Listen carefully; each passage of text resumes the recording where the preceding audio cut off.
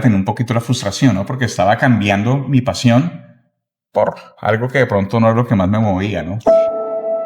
Hola, ¿qué tal amigos? Bienvenidos una vez más a La Tarde con Ana Garzón. El día de hoy les tengo un gran invitado que yo sé que muchos de ustedes lo han visto por ahí, ya lo conocen, han hecho deporte con él, han ido de casualidad a muchas carreras que ya él ha hecho y yo quiero que le demos un fuerte aplauso. Él es Jorge Mayorga.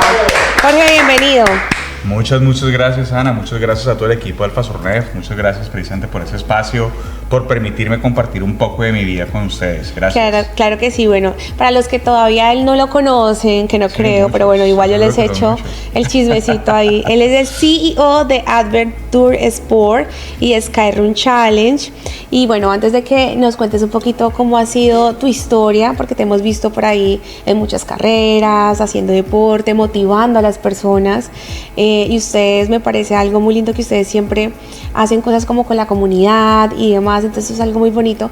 Pero antes que iniciemos, yo quiero que le mandes un saludo a todos los televidentes que nos están viendo a través de Alfa Sornef en este momento, no solamente aquí en la ciudad de Neiva, sino en Iquira, Aipe, Garzón, para que les mandes un saludito. Bueno, un saludo a toda la audiencia que en este momento está conectada. Muchas gracias por estar aquí presentes, por escucharnos, por de pronto ver un poco el mensaje que podemos brindar acá. Entonces, bienvenidos.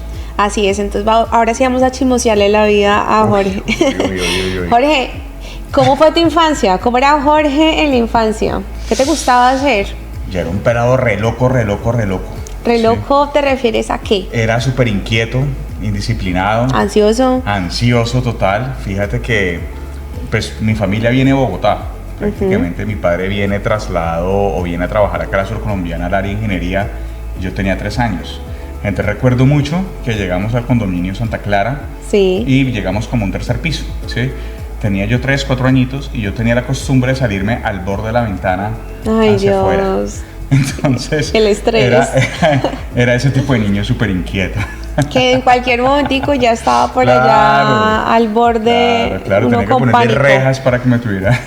O sea, siempre has sido como aventurero. Siempre he tenido eso, ese como esa piquiña por la adrenalina, por sentir como la vida a través del peligro. Eso estaba como en el ADN. ¿Y tus papás te ponían a hacer algún deporte, alguna actividad? Eso que a uno a veces siempre. De chiquito lo meten absolutamente 100,000 cosas. ¿Tú eras de ese chiquito? Sí, fíjate que pues en un tiempo pues como todo niño fui adicto al fútbol, jugaba fútbol.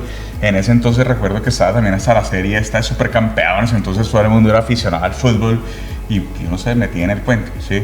Pero ya deportivamente me empezó, digamos que pues lo que primero, digamos como profesionalmente, digamos que empecé como a enrolarme, fue la natación. Okay. Entonces fui nadador, acá pues precisamente aquí pues en Neiva contábamos. Tocaba aprovechar. Un escenario exacto, espectacular, ¿sí? Entonces aquí pues precisamente inicialmente, o sea, mi primer deporte podría decir que fue la natación. Ok, ¿a cuántos años tenías cuando iniciaste con la natación? Tenía como unos 6 años, 7 años, súper pequeño. Sí. ¿Y cómo era Jorge en el colegio? Uy, era inquieto también. ¿Indisciplinado también? Sí. Era el que me gustaba amarrarle el morral al compañero a la Ay, silla. No, o sea, Jorge era el que le hacía bullying a uno, ¿sí? Un poquito, sí, me costaba mantenerme concentrado y quietito. Bueno, y en cuanto a la parte académica, ¿te iba bien? Pues me iba bien. ¿O te costaba en alguna que otra materia? No era muy atento, la verdad, no era muy atento. O sea, a veces el profesor me parecía aburrido, o sea, sentía que siempre era como la misma vaina, entonces yo me distraía muy fácil, ¿sí? Pero cuando ya me tocaba ponerme pilas, me ponía pilas. Más porque mi familia, por parte de mi papá, son profesores. Entonces te tocaba sí o sí sacar la cara. Llegaba la recuperación de notas y ya tenía yo que estar ahí una comitiva revisando si te iba bien o no. Sí. Bueno, Jorge, llega la adolescencia, que ya es ese momento en donde uno se empieza a preguntar, bueno, ¿qué voy a hacer con mi vida? ¿Qué me gusta? ¿Qué no me gusta? ¿Qué quiero hacer? ¿Cómo me veo en un futuro? ¿Qué pensaba Jorge en ese momento? No, yo creo que pensaba lo que todo pelado pensaba en ese momento, quería ser supermillonario. Pensaba precisamente comerme el mundo con mis manos, precisamente tenía mucha ambición. Arrasar con todo. Total. Pero pues precisamente tener la programación que lastimosamente yo creo que todos los jóvenes tenemos, ¿no? Y es tal vez cumplir como un checklist, un ciclo que pues de alguna forma no todo el mundo está para eso, ¿sí? Entonces yo solamente pensaba en ganar buen dinero, ¿sí? Pensaba en algo que me diera dinero. que me diera billete, como se dice en la jerga popular, ¿sí? Tener todo lo que siempre habías querido, digamos. Exacto, ¿sí?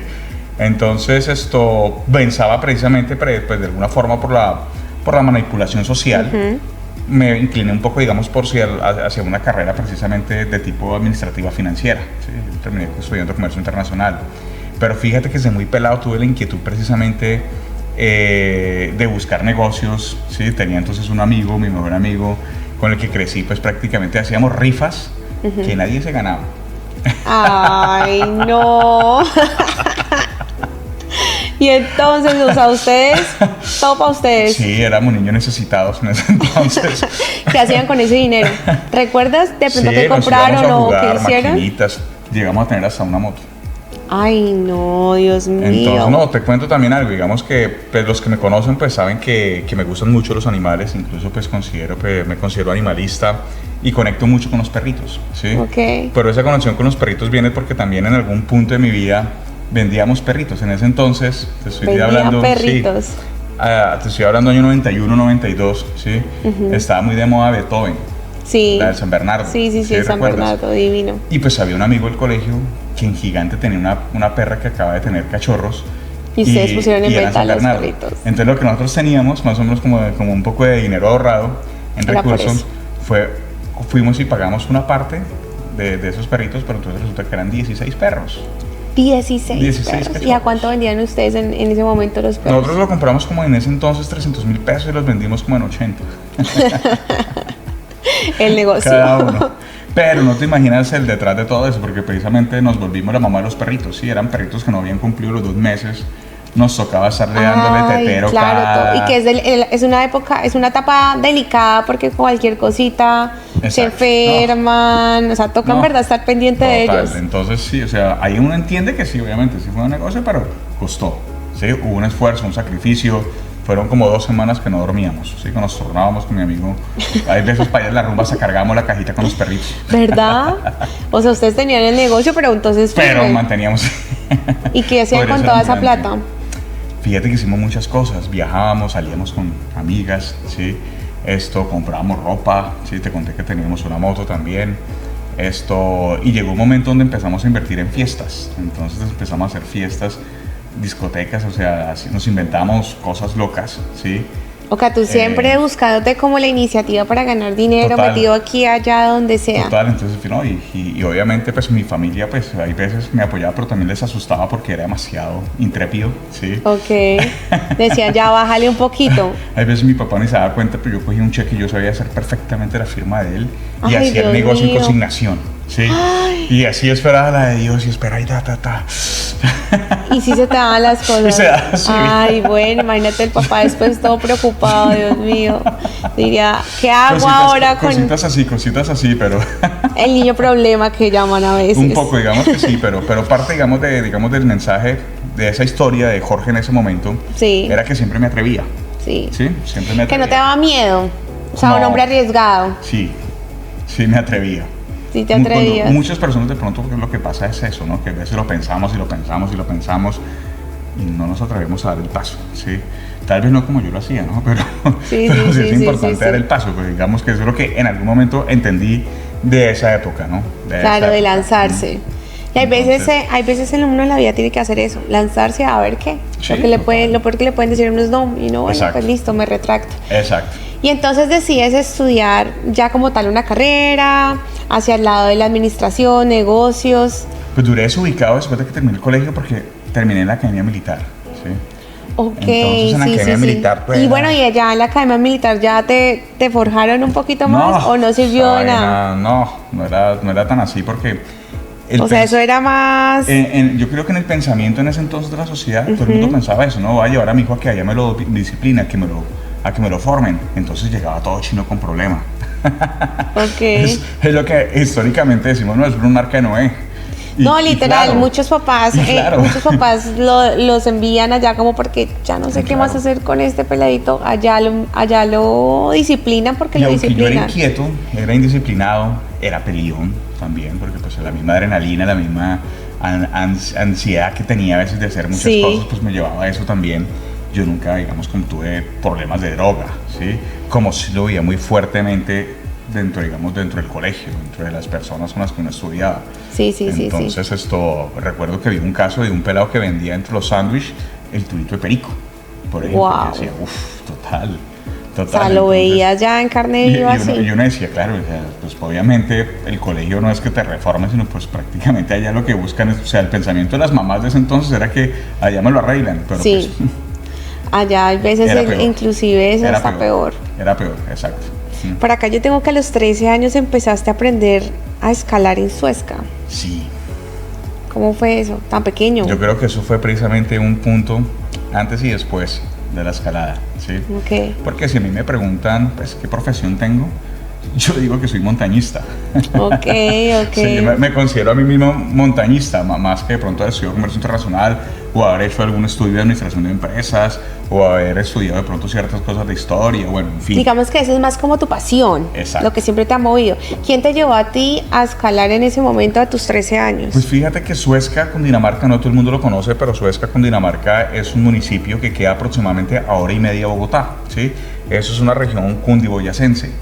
Entonces, lo interesante es que toda la historia de mi familia materna viene de allá, ¿sí? Ok. Te puedo decir que prácticamente un tatarabuelo fue el ingeniero férreo que trazó esa vía de tren que pasa por toda la roca de Suezca, ¿sí? Sí. Entonces, sí conozco, entonces sí. La historia de mi familia está muy arraigada a ese lugar, ¿sí? Desde muchos años, ¿sí? Y pues precisamente yo en vacaciones iba allá, ¿sí?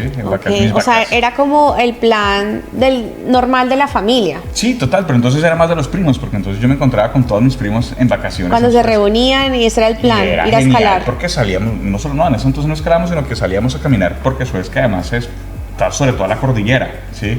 Entonces, los paisajes, todo divino. Hay veces salíamos, te puedo decir que es tipo 8 de la mañana y podríamos estar llegando a 9 de la noche otra vez. Llevábamos sándwich y caminábamos y pasábamos por diferentes lugares.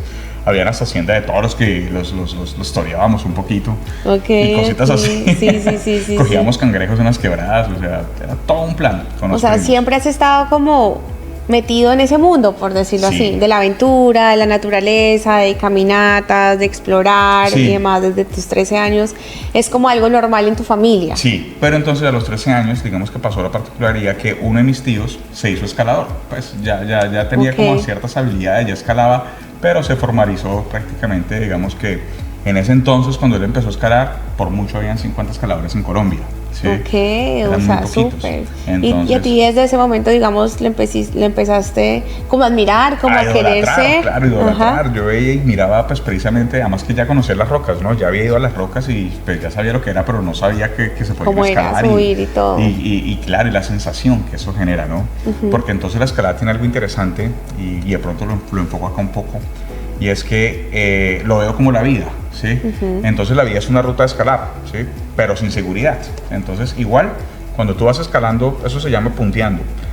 Tú siempre vas a tener 1 metro o 1,5 metros donde vas inseguro, ¿sí? Mientras llegas al otro seguro, ¿sí? Ok. Entonces siempre vas a sentir esa sensación de pánico, esa adrenalina, de ¿sí? miedo. Exactamente. Y entonces donde lo interesante es que te hace ser consciente que hay que controlarlo, ¿sí? Porque todos tenemos... Tienes que autocontrolar. Total. Para no entrar en pánico ahí. Todos tenemos esa voz que nos dice, no, te vas a caer, no, qué pena, no, qué boleta, no, madre, te vas a ver, no, mejor di que estás cansado, no, tal cosa así, ríndete. Sí, siempre va a estar esa voz que te está como... Pucha, cohibiendo. Totalmente. De que no. Entonces el reto, que no es solamente en la escalada, sino en la vida, es respirar, concentrarte totalmente, porque es un tema de concentración, ¿sí? Y enfocarte en lo que estás haciendo. Y manejar los pensamientos, ¿no? Total. Porque por un mal pensamiento tú ya te caíste, o sea, entonces uno se puede meter un video. Precisamente es absoluta concentración. Ok. Es absoluta concentración, ¿sí? Y eso es algo que muy pocos deportes te dan, ¿sí? La escalada te lo brinda. La escalada te lo brinda, ¿sí? Entonces por tu tío tú empiezas a escalar. Correcto. O sea, él fue el que te enseña y te metes como en ese mundo. No, me encantó, me fascinó, o sea, me transformó porque precisamente encontré, pues, de alguna forma algo que es, como estamos hablando, se volvió una pasión, ¿sí? Ya la escalada del montañismo se volvió una pasión. Ya me encantaba andar por las montañas, ya me gustaba, pero pues entendí que esto sumado a la escalada y a todos estos temas que hoy en día involucran el montañismo, pues Era muchísimo más grande. Claro, total. Sí, sí, Pero sí. bueno, independientemente, digamos, de ese hobby que tú tenías, de esa pasión que ya te gustaba de tus 13 años, tú entraste a estudiar comercio internacional en la Jorge Tadeo. Sí.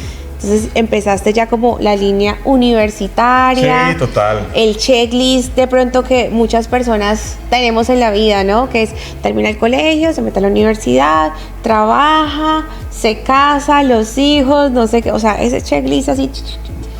Y te metiste entonces en esa onda, pero entonces ¿qué? ¿Seguías con el hobby o enfocado No, ya hacia el lado más empresarial? Seguía con el hobby, pero no tan enfocado con el hobby. O sea, me encantaba, pero hay veces no tenía el tiempo para hacerlo. Ok. No tenía el espacio necesario para desarrollarlo. Y de alguna manera tenía un poquito la frustración, ¿no? Porque estaba cambiando mi pasión por algo que de pronto no es lo que más me movía, ¿no? ¿Pero no te movía que la carrera o ya cuando empezaste a como tal a trabajar? Digamos que precisamente uno tiene que disfrutar lo que uno hace. ¿Sí? Sí. Y eso se nota muchísimo en la calidad del trabajo. Entonces, Exacto. nos ha pasado muchas veces que vamos a un restaurante, ¿sí? Y se nota que al mesero no le gusta hacer su trabajo de mesero, ¿sí? Sí, Eso correcto. se nota hasta en el saludo, hasta que te entrega un vaso de agua, ¿cierto? Es verdad, sí, sí, sí. Así me sentía yo un poco en el sector, ¿sí? O sea, empecé a sentirme así, ¿no? Empecé a sentirme como da vivienda. En el lugar equivocado. O sea, como que Sí. no te sentías del todo cómodo. No me Ya en sentía tu cómodo. trabajo. Sí. Empezaste a trabajar en diferentes entidades, en Sí. diferentes empresas. Te iba bien. Sí, me iba muy bien incluso pues obviamente fue interesante aprender todo lo que se aprendió, pues porque Todo en la vida sirve. todo sirve, ¿no? Total, y es innecesario, y es Sí. necesario entender de todo un poco, ¿sí? Obviamente, digamos que cuando empecé a trabajar, me encantaba era el ingreso que tenía, ¿no? O sea, lo que Tenías todo un el buen mundo- salario, o sea, un no buen sufrías salario. de lo que muchas personas sufren. Y es, Correcto. entré a trabajar por primera vez, pero no me pagan casi.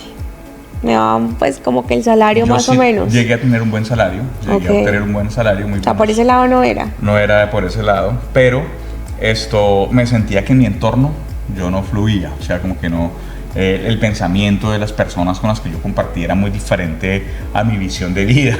¿Cuánto tiempo a mi duraste percepción. como en ese bucle de estoy acá, tengo una buena vida, gano bien, vivo en Bogotá, me doy una vida que Precisamente cualquier persona quiera, pero no? Entender que estaba en una zona de confort que no era la mía, me costó por ahí 10 años. 10 años. Claro, bastante tiempo. 10 años, claro. ¿Y en qué momento la vida te hace clic?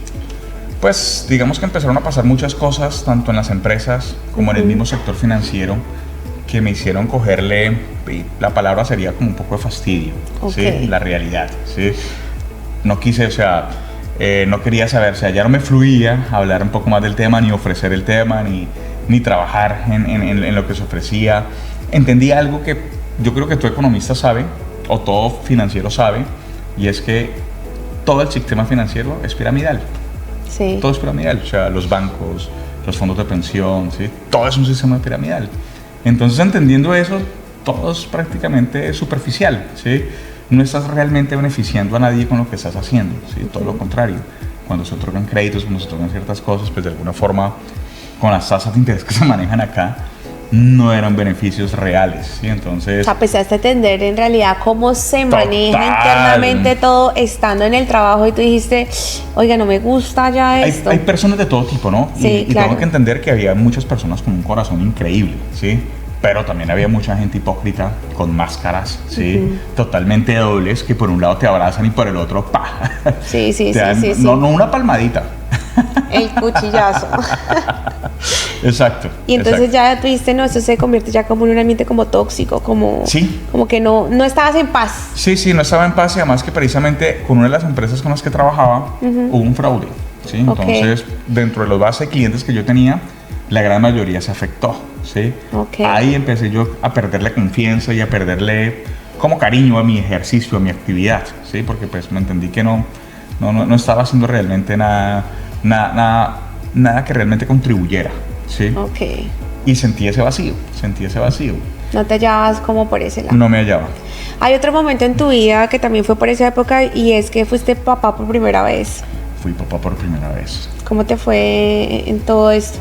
Pues fíjate que fue un tema, tengo que decirlo, sorpresivo, porque dentro de mi visión yo me pensaba ir del país en ese entonces. Ok.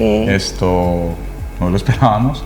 Pero pues precisamente cuando supe, pues cambió también todo el plan, ¿no? Todo el plan de vida, todo el plan de Jorge, todo el plan de lo que yo buscaba en ese momento, ¿sí? Okay. Y ha sido interesante porque pues precisamente hay veces somos muy solitarios, ¿sí? Entonces he entendido que precisamente Juanjo, mis hijos, también Juanita, están para que de alguna forma yo entienda que tengo por quien luchar, por quien demostrar, por quien dejar un legado, por quien precisamente dar un ejemplo, ¿sí? Por quien precisamente pelear un poco, digamos, en esa sociedad que es difícil. Esas ganas de luchar y de comerse el mundo igual tienen que seguir estando latentes porque también hay alguien ahí detrás, ¿no? Que son tus hijos. Sí, claro, y aunque de pronto no le piense resolver toda la vida, pero sí me gustaría que precisamente dejarle un poco de estructura, ¿sí? Un poco de estructura pues para que digamos que diferente a lo que yo tuve que pasar, digamos, por lo que te contaba hace un rato, una década completa entendiendo quién era yo, ¿sí? 10 años entendiendo. Exacto, sí, quisiera que Juanjo se entienda mejor, mucho antes. Claro, que llegue a entender esa pasión, ¿no? Porque al final uno tiene que encontrar es lo que le apasiona. Claro. Y a partir de eso empezar a facturar eso que le apasiona. Exacto, por un objetivo de vida. Exacto. Por un objetivo de vida. Entonces. Bueno, yo también tengo por acá que tú fuiste dueño de un bar. Sí. O sea, ese hombre, finanzas, bar, escala. Cuando estaba en la Tadeo en la universidad, pues precisamente parte, digamos, de ese afán de buscar ingresos, de buscar alternativas, de mejorar mi economía, porque me gusta vivir bien, ¿sí? La realidad siempre me gustó, digamos, como nunca ha sido un secreto, digamos, que a la gente le gusta el lujo, si le gusta la comodidad. No, y tú que si no era quiera ya te la rebuscabas, como dicen. En su momento, claro que sí. Hoy he aprendido un poquito más de la humildad, pero ya te cuento. Pero entonces en ese entonces, con el bar que se llamaba El Forja, te cuento que antes que ser bar, era un negocio de comida de arepa rellena. ¿Y tú lo transformaste en un bar? No, la gente lo transformó porque la gente prefería tomar que comer. Bueno, entonces se fue dando y se fue dando y se fue dando. Y dije, no, pues yo para qué pongo arepas, para qué tengo esto, ya le cambié un poco la imagen, y a vender pola, ¿sí? ¿Y cómo te fue con eso? Súper. Pues mira que al principio era duro porque pues precisamente tenía más o menos unas 6, 7 mesas, no muchas, para un mercado de solo pola.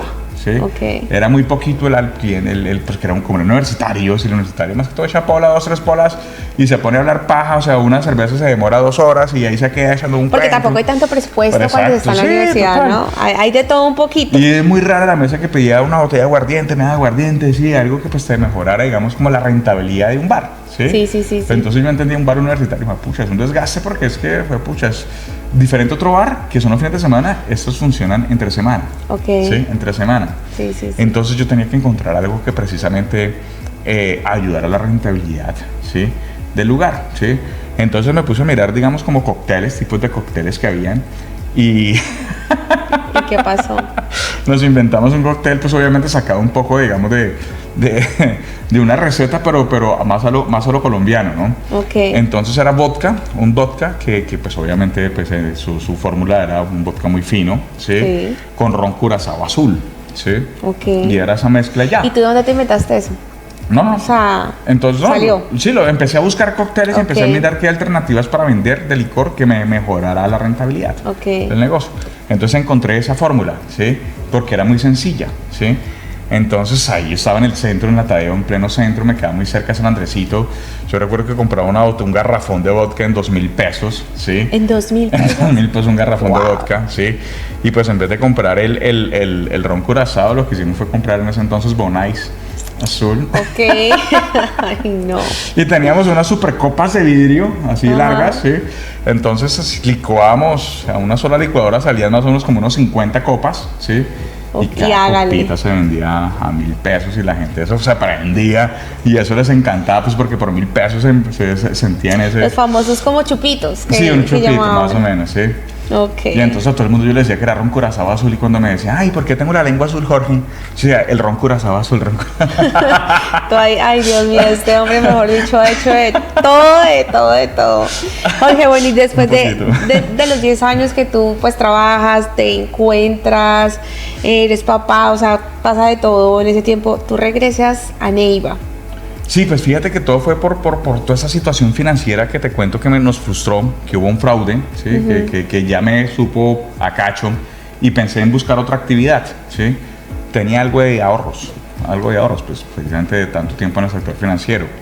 Y pues lo bueno del sector financiero, y eso tengo que decirlo también para quien nos escucha, pues porque no todo es malo, es que el sector financiero tú aprendes de todos los sectores, ¿sí? Entonces, conoces, aprendes. Todos los sectores. Ves cómo se maneja internamente. Exacto. Todo, empresas, todo, exactamente. Entonces, sí, es una escuela interesante que me sirvió para prácticamente adaptarme a un nuevo proyecto. Proyecto. Pero de ese nuevo proyecto vamos a hablar después de que regresemos de comercial. Vale. ¿Listo? Perfecto. Ya volvemos.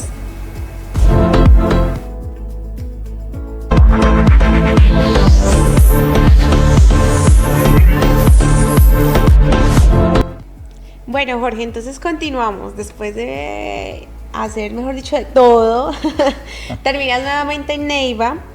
¿Y qué te pones a hacer acá en Neiva? Pues fíjate que estando en Neiva, un gran amigo con su esposa reciben como herencia por parte del suegro de él una finca cafetera, ¿sí? Por allá en Santa María Huila, lugar que tampoco conocía, no lo tenía en el radar y pues me pareció interesante ir a ver, ¿sí? Entonces, como no tenía nada que hacer, pues me fui con mi amigo a ver allá, a conocer, ¿sí? A explorar. A aprender, ¿sí? ¿No? Y a disfrutar, porque disfruto mucho la naturaleza. Y entonces, estando allá, pues de alguna forma se me alumbró y dije, no, pues me encantaría meterme en ese negocio del café. Me empezó a gustar precisamente todo el potencial que tiene el café del Huila, ¿sí? Entender el mercado global del café. Sí, dije, no, que eso es una nota, ¿sí?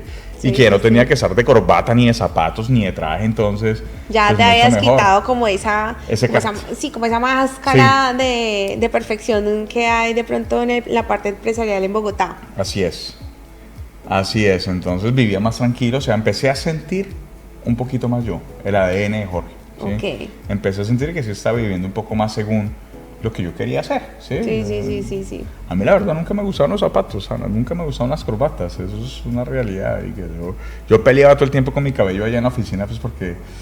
No te dejaban ser. No, algo así. No, incluso los gerentes, los jefes casi siempre, digamos que me decían, Jorge, abróchate de aquí, porque yo siempre los que mantenía la corbata sueltita. Claro, no estabas en el ambiente que tú querías. Estaba. Y desde ahí eran señales, ¿no? Eran síntomas, pero que uno no entendía. Pero que uno no entiende, sí. Entonces, cuando voy allá, me conecto con el campo, me conecto con la gente, con los campesinos, total, veo una proyección, un potencial de negocio que de pronto nunca había visto, nunca me había dedicado a explorar, a entender. Pues, me arriesgué también y empezamos como a trabajar. Primero a aprender de café, ¿no? Entonces... ¿Y te gustó? ¿Te apasionaste? Bastante, porque precisamente cuando trabajaba en el sector financiero, algo que muy bueno que tienen estas empresas del sector es que te capacitan en muchas cosas, neurolingüística, te dan hasta cursos de golf, catación de vinos, ¿sí? Bueno, chévere. Y ya había aprendido un poco de eso, ¿sí? Entonces, cuando llegué a catar café, pues no fue tan difícil, pero me pareció increíble porque lo asumí como los vinos, ¿sí? Entonces, sí. Yo decía, pucha, pues aquí en Colombia, o sea, más que uno ponerse, o sea, lastimosamente las altas sociedades, hay que decirlo, o sea, buscan más aprender de vinos por una burocracia, una oligarquía europea, ¿sí? Y no le ponemos cuidado a lo que tenemos acá, que precisamente es el café, ¿sí? E incluso entender a veces que cuando íbamos a fincas cafeteras de un café muy bueno, que producía un café muy bueno, el mismo campesino, el mismo caficultor, tomando sello rojo. Entonces, y echándole 2 cosas de azúcar. Dos cucharadas de azúcar. Total, increíble, ¿no? Pero sí es cierto. Entonces entendí que había un potencial, obviamente había mucho trabajo que hacer, pero pues empezamos precisamente a desarrollar todo un proyecto a través de esa idea de empezar a vender café al exterior, ¿sí? A empezar a trabajarlo. Bueno, ¿y qué pasó? Fue un trabajo duro, fue una escuela dura, porque dentro de todo también se aprendió que el café es como el efectivo. Un saco de café te lo quitan y fácilmente lo cambian por 2 millones de pesos. En cualquier lado se lo compran, en cualquier trilladora lo venden, ¿sí? Entonces es un riesgo demasiado latente. Entonces yo dejé el sector financiero por tanto riesgo, por tanta cosa, pero de un momento a otro me había atrapado porque me sentía ahorita trabajando en un transportador de valores, porque todo el tiempo una carga de café tenía que tenerle mucho cuidado, ¿sí? Sí. Entonces también obviamente nos tumbaron, nos robaron, ¿sí? Ay, Dios, mientras sí. aprendíamos un poco de cómo sacarle el Las factor. primiparadas, todo Sí, lo total. normal. De cómo sacarle el factor, sí, de cómo encontrar precisamente clientes internacionales. Entonces logramos buenos socios, buenos aliados. Empezamos a explorar cámaras binacionales. Entonces, para la gente que está en ese momento escuchando, que está de pronto en el medio del café, encontramos clientes en cámaras, por ejemplo, colombo-alemanas, ¿sí? Cámaras colombo-francesa, cámara colombo-española, ¿sí? Y así encontramos clientes que una cosa es encontrarlos, bueno, y otra cosa es ya hacer negocios, ¿no? Sí, sí, sí. Y eso es todo un proceso. Entonces, fácilmente te puedo decir que en madurar el negocio nos demoramos aproximadamente 3 años, ¿sí? Wow. Mientras tanto, algo que no había, cuando empezamos con la idea de negocio que no habíamos visualizado, porque todo el pensamiento era sacarlo afuera, pues porque fuera donde mejor pagan, ¿sí? Sí, sí, sí. Entendiendo también que nuestro core de negocio tenía que hacerse con café especial, ¿sí? Café de excelencia. Y entonces en Santa María sí había, pero había que trabajar mucho, con muchas fincas para ese proceso. Sí. Entonces que no podía ser el único proveedor. Entonces teníamos otro proveedor que ya tenía el trabajo adelantado para ese café de excelencia que nos pedían en el exterior o incluso en mercados como Bogotá, ¿sí? Eso es todo un proceso. Todo un proceso, exactamente, ¿sí? Entonces ese cliente Pitalito, ese proveedor de Pitalito, el que nos ayudó precisamente a engancharnos con los clientes internacionales, pero mientras ese cliente internacional salía y colocaba un anticipo, pisaba el negocio, venía a Colombia porque tenía que venir a Colombia a conocer, a ver, nadie lo hacía, sino mandaba un representante al menos a que viera y conociera qué es lo que el tipo va a comprar. Sí, eso es Claro, entonces de pronto se demoraban más los procesos y todo, porque pues ya que hay que viajar, lo viera, aceptar. Entonces empezamos a venderlo en Bogotá. Empezamos a buscar clientes en Bogotá. Yo duré como 2 meses otra vez recorriendo cafés y todo, vendiendo café, hasta que se me ocurrió la idea de venderlo, en Uber. En Uber. En Uber. Entonces conseguí 2 conductores de Uber, ¿sí? Entonces, bueno, aquí eso es un tip para los que están en ese momento, en ese medio. Entonces, detrás del asiento del copiloto, instalamos unas repisas. Ok. ¿Sí? Y en esas repisas colocábamos cuartos de café, no libras ni medias libras, cuartos de café, ¿sí? Lo acompañábamos con algunas papas, unas achiras, una miel, cositas huilenses, ¿sí? En el Uber. En el Uber. Ok. Entonces el conductor de Uber, cuando hacía la carrera, pues tenía la oportunidad de tener un ingreso adicional por el mismo esfuerzo, ¿sí? Y nosotros de vender mejor. Entonces, oye, sí, chévere, o sea, no lo había pensado, pero claro, y uno va ahí en el Uber 2 horas de trancón en Bogotá, total. uno se antoja de algo. Y cada cliente que llegaba se llevaba un cuarto de café, ¿sí? Porque el carro se sentía el olor a café, ¿sí? Entonces era demasiado bueno y poníamos como un poquito la historia del café y el señor ayudaba realmente la venta. Entonces empezamos con 1, luego con 2, luego con 3, tuvimos como 15 Uber. Sí, sí, que sí, comercializaban el café que te sacábamos de acá mientras logramos los negocios internacionales. Y resulta que en eso pasó que salió una ley y sacaron a Uber del mercado. No habíamos legalizado nada con los conductores, perdimos un poco parte de la mercancía, pero funcionó. Sí, o sea, la viabilidad del negocio funcionó. Sí. Pero digamos que se cayó todo en ese momento. Sí. Fue un riesgo legal que no tuvimos presente, literalmente, y se cayó por eso. Precisamente porque pues esto en su momento... Todo empezó a cambiar, digamos. En su momento salió Uber de Colombia. ¿sí? Ok, Eso fue hace que como antes de pandemia. Eso fue como el 2019, antes de pandemia. Sí, aproximadamente. 2019-2018. Entonces ahí nos cambió el escenario. ¿sí? De una vez ya estamos vendiendo un poco más de 200 kilos mensuales. Eso es muy bueno. ¿sí? Y ya estamos vendiéndole a un cliente en el exterior cuando llegó pandemia. ¿sí? Y pandemia se llevó todo. Sí, nada que hacer. ¿Y en qué momento entonces nace Adventure Sport? Pues bueno, Adventure Sport yo lo tenía ya en la sangre, prácticamente desde que venía haciendo todas esas cosas en Suezca, ¿sí? Desde los 13 años. Desde los 13 años ya lo tenía ahí, sí, ahí, ¿sí? Porque pues mientras estaba haciendo trabajar en el sector financiero, mientras estaba haciendo el café, igual me la pasaba haciendo montañismo, ¿sí? Entonces, cuando llegué a Neiva, radicarme otra vez a Neiva, lo primero que constituimos fue el Club Adventure. Entonces el Club Adventure es el único club de montañismo radicado ante el Inder Neiva aquí, ¿sí? En la ciudad. Sí. Y pues precisamente pues, vi que cuando llegué no había nada de cultura de montaña, ¿sí? Incluso había muy poca cultura de running. Entonces el club entrena running, pues para que podamos subir montañas, pero Claro. como tal es de montañismo. ¿Sí? Ok, Entonces, una fusión. Entonces con el club en un principio hacíamos lo que hoy en día hacemos como empresa, como Adventure SAS, ¿sí? Entonces lo hacíamos con la gente del club, íbamos a ciertos lugares O corriendo, sea, el club trotando. lo convirtieron en empresa. Exacto, Ok. sí. Vieron el potencial y dijeron, bueno, pues, Sí, no, metámoslo, y o sea, que, pues, volvamos la empresa y por- saquemos esto adelante. Y porque la realidad, Anita, porque otra vez me quedé mirando para arriba, o sea, me quedé mirando ya después de que Claro, llegó pandemia. después de pandemia todos quedamos otra vez en ceros. Fíjate que tenía un cliente que era alemán y solamente ese cliente alemán tenía unas 10 cafeterías en toda Europa, repartidas en toda Europa, ¿sí? Y cuando pues él cerró, era el que más, o sea, no vendíamos mucho, pero lo que poquito que vendíamos, digamos que lo cobrábamos bien, ¿sí? Ok. Por ser la calidad del café. Pero entonces ya Europa cerrar todo porque ellos cerraron y el tipo nunca volvió a abrir. Pues volver a construir volver otra vez a empezar ese tema de café, casi no una trombosis, Anita. O sea, eso fue un dolor de cabeza tenaz porque yo no, ya volver otra vez a hacer ese ejercicio. Ya tú decías, no. Era muy difícil, exacto. ¿sí? Ya tú te has Lo metido único- en otro gremio, por decirlo Entonces, así. lo único que teníamos a la mano era el Club Adventure, ¿sí? Ok. Que es sin ánimo de lucro, ¿sí? Como club, como tal, es sin ánimo de lucro. Entonces, buscábamos una forma de monetizar lo que teníamos en el club. Entonces, inicialmente hicimos la cascada Cross Running. No sé si lo Ok. escuchaste. Entonces, la cascada Cross Running fue la primera media maratón de montaña de Rivera, ¿sí? Wow. Y la hicimos exactamente en el 2021. ¿Y cómo ¿sí? les fue con eso? Nos fue muy bien, muy bien.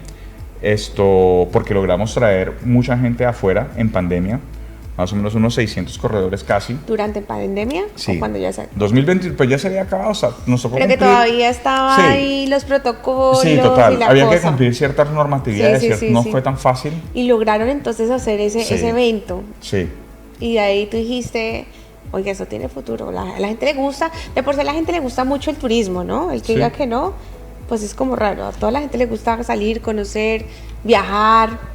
Sin embargo, tuvimos un malentendido con la alcaldía de Rivera en ese entonces. ¿Por ¿sí? qué? Porque digamos que cuando llegamos a un acuerdo, que precisamente volvemos al tema de no haber formalizado por un contrato, una firma, no haberlo todo por escrito, habíamos quedado en tantas cortesías, habíamos quedado con 20.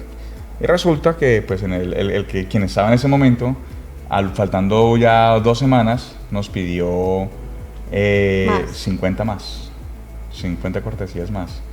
Entonces ya eso nos dejó un rojo, aunque el evento fue un éxito en general, en números sí quedamos con un pendiente, ¿sí? Ok. Y ese pendiente lo cubrimos empezando a hacer senderismo. Empezando a hacer rutas de senderismo de rappel también, ¿sí? Ok. O sea, le empezaste Entonces, a meter más cosas y así. Sí. No siempre carreras porque las carreras exigen, pues primero mucho trabajo, ¿sí? Es un ¿Y riesgo cómo era el financiero tema de la alto. organización? O sea, ¿era fácil de pronto organizar y planear todo?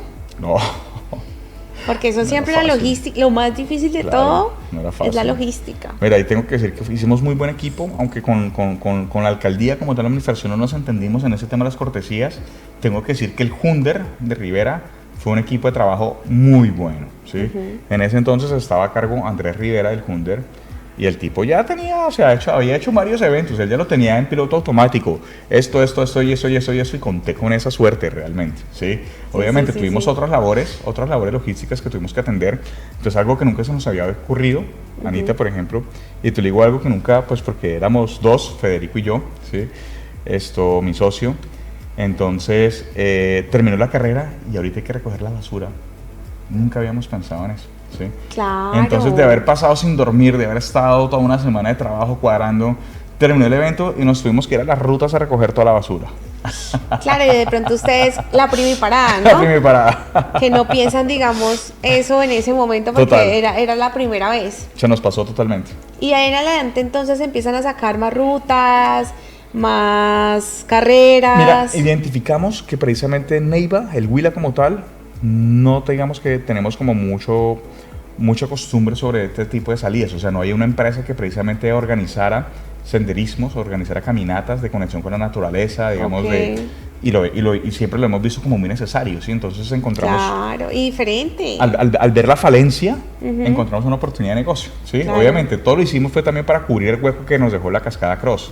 Claro. Pero en ese momento, cuando empezamos a sacar rutas para hacer senderismo, vimos que sí era muy oportuno, ¿sí? Porque, ¿Y pues, cómo fue la acogida del público en ese momento? no, pues empezó a coger muy bien, o sea, y cada vez cogemos más fuerza y más fuerza y más fuerza y más fuerza, tanto que fíjate que nosotros empezamos a sacar una salida por mes.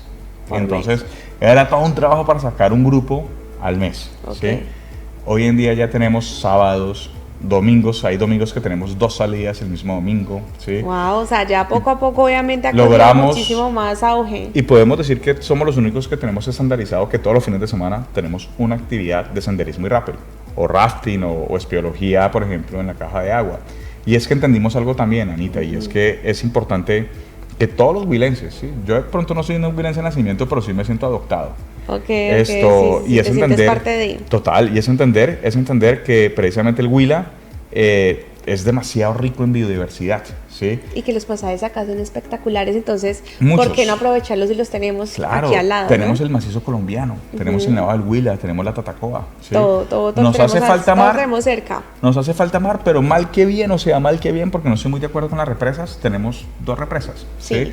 Entonces uno se pone a mirar el turismo que han desarrollado acá Prado, la represa de Prado del Tolima, y vemos el potencial que podemos hacer aquí también con estas 2 represas que tenemos, que falta mucha gestión, tengo que decirlo con contundencia. Sí, es verdad. O sea, falta mucha voluntad política, considero, para generar ese desarrollo, pero está la oportunidad. Pero ¿sí? está.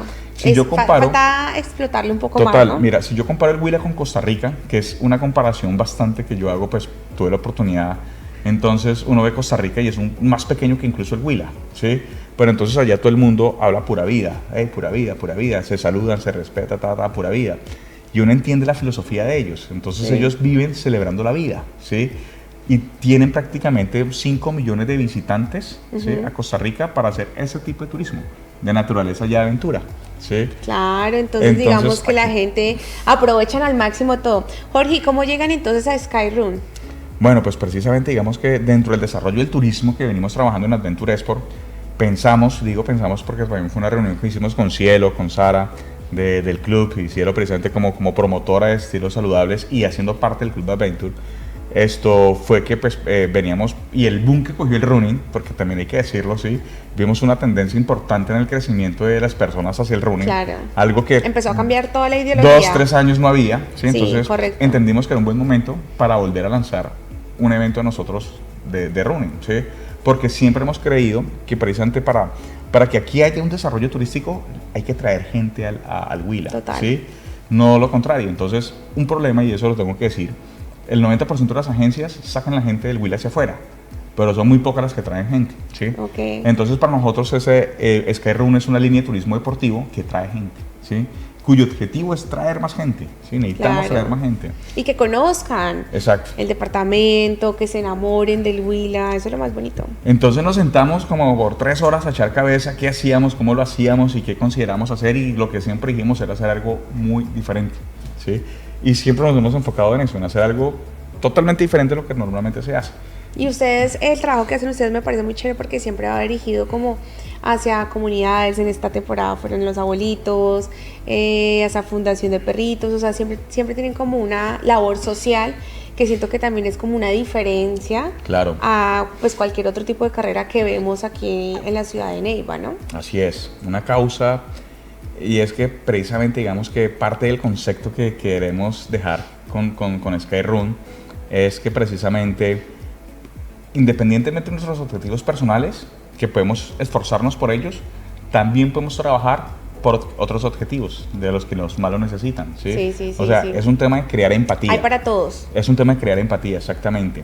Digamos que ahí yo tengo un romanticismo, una filosofía un poco bohemia, donde yo considero que esto cambia cuando cada uno de nosotros como individuo pensemos en todos los demás. Así En es, todos los demás, sí. ¿sí? Lastimosamente eso es una utopía, porque todos pensamos en nosotros mismos, ¿sí? Sí. Pero si cada vez dejamos el mensaje que hay que poner así ese día poquitos, un granito, ¿sí? Por ejemplo, Ayudar. Si yo puedo, ayudo. por ejemplo, esto, lastimosamente, estamos ahorita en Colombia en una situación complicada con el terremoto, pero lo bonito es ver tanta humanidad, ¿sí? Que floreciendo. Que muchos O sea, lados mucha aportaron, gente, total. ayudaron, Exacto, ¿sí? Entonces son cosas que consideramos, ¿no? que hay que abonar. Hay que seguir trabajando en esto porque pues precisamente tenemos que transformar cada vez más la sociedad, ¿sí? Así es. Hay veces las personas vivimos cargados, ¿sí? Vivimos cargados de todos. Del día a día, sí, es día normal. Entonces hay problemas económicos, hay problemas emocionales, hay situaciones que consideramos que nuestras actividades, tanto de senderismo como de running, como Skyrun, aportan precisamente a que liberemos, ¿sí? A que estemos en mejor sintonía. Sí. Y eso es como chévere, es como la parte meritoria, digamos, claro. de todo ese esfuerzo. Y que aparte es como un plan que se volvió de moda y es el tema de la salud, ¿no? Sí. O sea, ya la gente prefiere salir a correr, no de pronto ir tanto a fiestas y demás, sino prepararse para sus carreras. Entonces como que todo ha ido cambiando un poquito y siento que ha sido como muy bueno también. Pues sí, digamos que han cambiado muchos aspectos, ¿no? Hemos entendido que la mayor riqueza es la salud. Así ¿sí? es. Pero igual hay que tener un equilibrio. ¿sí? Obvio, como todo, y pero yo antes me digamos que lo polas. teníamos muy alejado, ¿no? A mí me encanta echar polita. En serio. Bueno. Cuando salgo de una ruta y sí. llego al lugar donde normalmente dejamos las cosas y eso, yo siempre le digo a la señora que me dé un águila. Y ya sabe. Ya sabe qué águila una es. Una aguilita, exacto. Jorge, ¿cómo te ves o qué quisieras llegar a hacer hacia un futuro? ¿Cómo te proyectas? Bueno, pues precisamente estamos proyectándonos en posicionarnos cada vez más, digamos, en estos destinos no convencionales, porque estamos construyendo regionalismo, estamos precisamente construyendo más ciudad, entonces no solamente para que los sopitas conozcamos nuestro territorio, sino para traer también personas de otros lados, ¿no? Por lo menos nacionales, que conozcan que el Huila tiene mucho potencial para ese tipo de actividades, ¿no? De senderismo y rappel, tenemos rutas increíbles. Entonces nos encantaría, pues precisamente, digamos que lograr un poco lo que ya logró la Mano del Gigante, por así decirlo, ¿sí? De tener un reconocimiento nacional en al menos una ruta, ¿sí? En al menos alguna de los tours que ofrecemos. Súper, sí. Pero pues lo ideal es llegar a posicionar todos los tours que tenemos y que todos puedan funcionar al mismo tiempo, ¿sí? Que ya podamos digan, si yo esto. voy al Huila, a Neiva, claro. voy con tal empresa, quiero hacer este plan. Exacto, sí, también. Igual también digamos que aquí en el Huila estamos promoviendo mucho el tema corporativo, entonces porque entendemos que el bienestar en las empresas es clave. Entonces entendemos que nuestras actividades son un factor importante para que los empleados pues de alguna forma puedan fluir un poco más, ¿sí? Puedan tener más rendimiento. Entonces tenemos también paquetes corporativos y pues digamos que nuestra intención es también llegar a posicionarnos en ese sector corporativo también. Bueno, pues súper bien, y de parte de la tarde y del Pazurnet te deseo de verdad muchísimos éxitos en todo que haya de aquí en adelante. Nosotros siempre hemos estado ahí en el paso a paso de ustedes, entonces conozco y conocemos, no solamente yo, sino todos los televidentes que nos están viendo, conocemos el proceso, hemos estado presentes, entonces sé que les va a ir muy muy bien. Aquí desafortunadamente se nos acaba el tiempo extremadamente rápido, pero de verdad que para mí fue un placer que estuvieras acompañándome el día de hoy acá, que conociéramos un poco de esa historia de Jorge, toca decir Jorge el travieso, un poco. Todo lo que hacías y demás, pero ya verte hoy todo lo que le aportas al departamento, lo que quieres llegar a hacer, de verdad que es muy bonito y fue un placer de verdad que nos acompañaras y nos contaras un poquito más acerca de tu historia. Muchas gracias, Ana, muchas gracias de verdad y muchas gracias a toda la audiencia que nos escuchó, que estuvo atento y que bueno, ojalá un poquito de toda esa trayectoria les quede pues para que no cometan las mismas embarradas. Así es, muchísimas gracias. Listo, gracias. Y a todos ustedes no olviden seguirnos a través de redes sociales. En Instagram estamos como La Tarde con Rayal Piso Ana Garzón, en YouTube estamos como La Tarde con Ana Garzón y recuerden que ahora estamos en Spotify con cada uno de sus videos, cada entrevista tiene su respectiva video para que nos encuentren. También estamos como La Tarde con Ana Garzón. Recuerden que nos pueden ver desde sus casas, cuando estén haciendo ejercicio, en sus carros, en cualquier parte. Les mando un beso y un abrazo y nos vemos con un próximo episodio. Un besito y chao. La Tarde con Ana Garzón. Aquí encontrarás historias que te inspiran, te hacen sentir y te dan herramientas reales para tu día a día. Podcasts de entretenimiento, música y espectáculo.